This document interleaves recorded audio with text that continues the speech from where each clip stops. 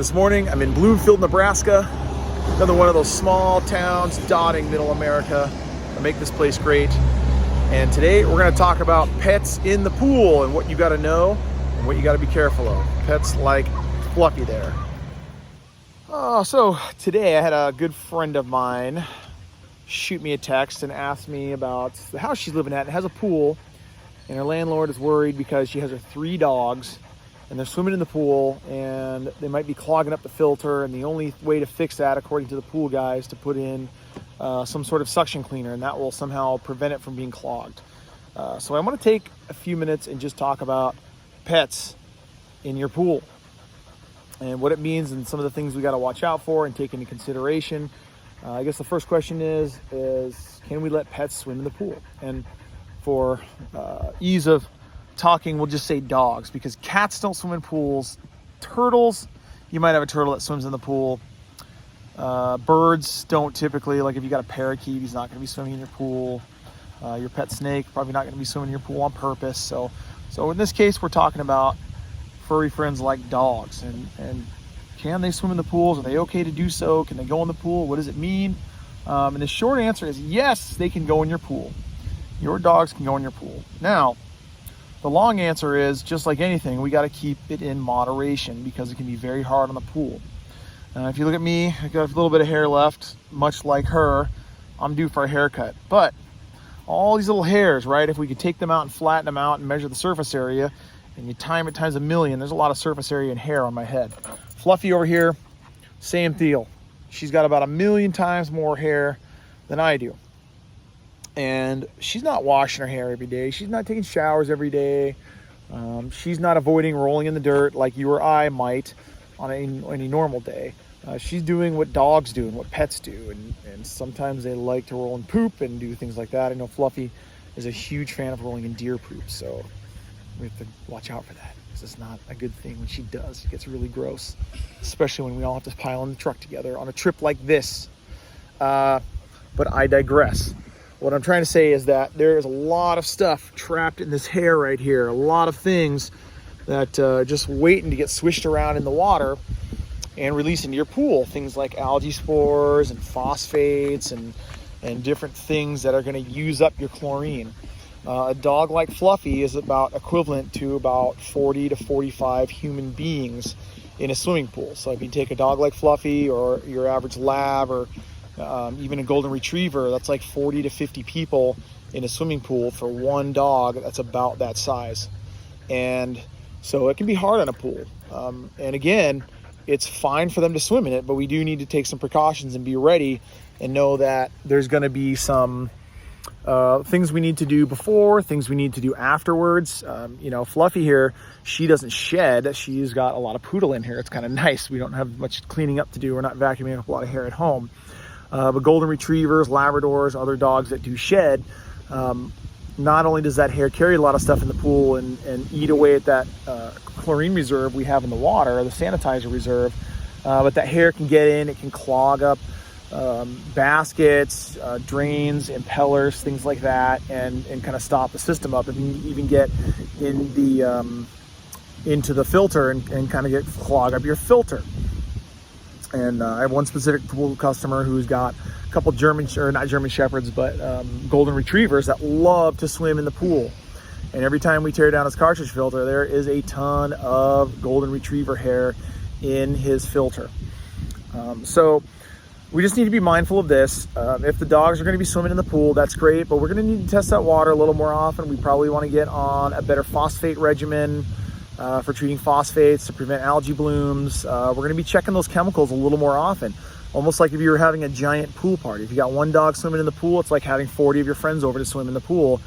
The pool is going to feel it, so we need to treat it afterwards. We need to test the water when we're done with our swim session, if it's going to be any more than just a few short minutes, and get chemicals adjusted properly, get the chlorine back up, add a little extra chlorine, give the pool a good brush down, things like that. Make sure that we're paying attention to our filter pressure and we're taking care of our filter good, so that we can maintain that flow, that circulation, and we're not taking such a tax on the chlorine reserve in the water.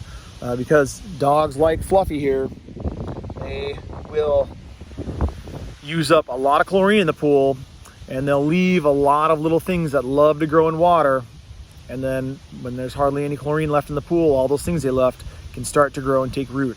So we want to take care of that sooner rather than later. And again, it's just, if the dogs are swimming in the pool, we just need to be a little more vigilant and a little more mindful to empty baskets and check filter pressures and make sure the water chemistry is a little more on point, both before and after. All right, guys, that's going to do it for today's thoughts. Stick around and see all the fun things we've been doing here around Yankton, South Dakota, and Crofton, Nebraska. And don't forget to hit that subscribe button. All right, guys, on to our wild and fun-filled day. Make sure you don't get bitten by a rattlesnake.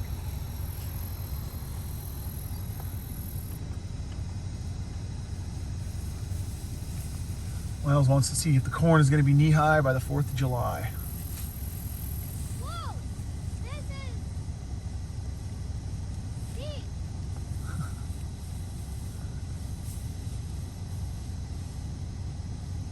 My is going out. What? It's definitely knee-high, he says. All right, there you go. When we're gone, you guys can call us. Or grab us, banana. How's the breakfast, guys? Ooh, jam. Jam. Hey, that's my toast. Sorry. No, Mommy. Here's the Bloomfield Cemetery. We're gonna go visit Uncle Joe and our great grandparents and show the kids. Last time I was here, is a pretty hopping place.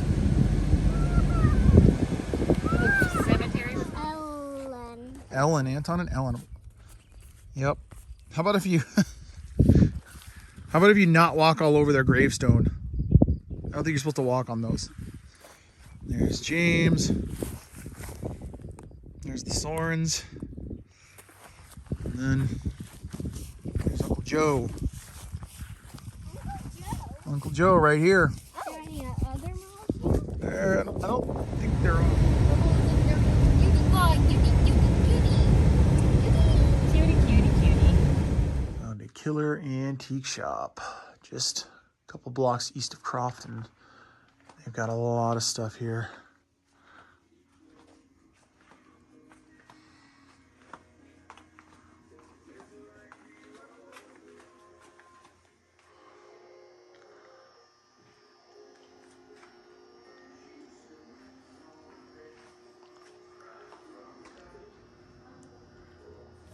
How we doing, Ginger? Good. Getting some food.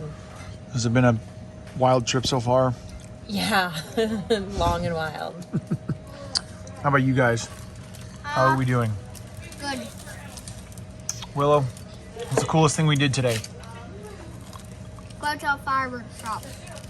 Oh yeah, we did do that. We'll shoot off fireworks later. What are you doing, Willow? What are you doing? Look around. It might be a big lid, but there are lids in there. There's at least two. Ooh, Either Papa. under the stove. I like your color coordinated outfit from head to toe, Ginger. That's really good with your bike.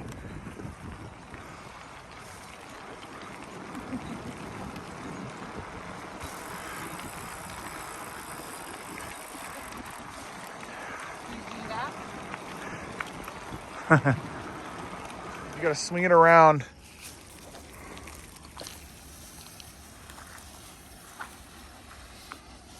Get ready. Yeah. Willow, you gotta chase Miles with it. No, you gotta like spin around. You gotta swing it around like you're fighting somebody. Two hands, Willow. Oh, hey! Whoa! Hey, don't, Jesus, kid. Willow's like, I have the power.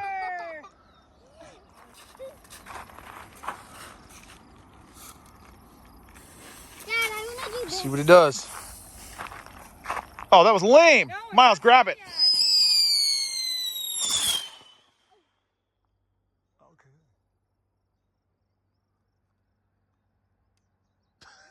was fun. Hang on, child.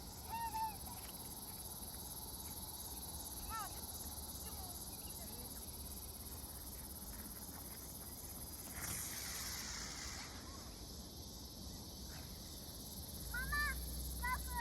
Okay.